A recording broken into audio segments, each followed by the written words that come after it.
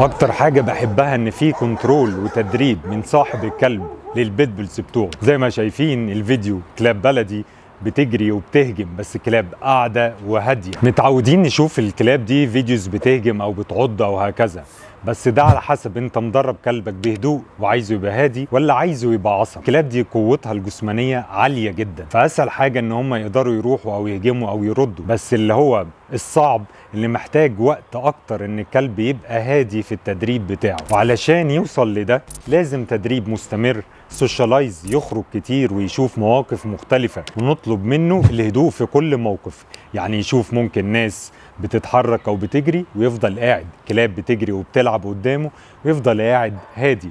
مواقف مختلفة ممكن فيها اكشنز كتير بس هو قاعد ومستريح. والسؤال هنا، انت بتشوف ان في كلاب صغيرة بتهجم اكتر من الكلاب الكبيرة، ده معناه انها مش بالحجم. يبقى هنا في لمبة بتنور في دماغنا ليه الكلاب الصغيرة او اي كلب ممكن يهجم. اول حاجة مش بنوع الكلب، المهم بطريقة التربية بتاعته. شوف انت بتقعد مع كلبك وقت قد ايه في اليوم، بتعمل معاه ايه، بتدربه ولا سايبه يعمل اللي هو عايزه، عايش معاك ومهتم بيه ولا قاعد في الروف. الخلاصة، لو مهتم بكلبك وبتدريبه وبتخرجه كل يوم وباستمرار وسوشيالايز، هيبقى عامل زي كلاب البيتبولز دي. اما لو مش مهتم بيه وسايبه او مش مركز على تدريبه او يعمل اللي هو عايزه عشان شكله كيوت، هيبقى زي الكلاب دي.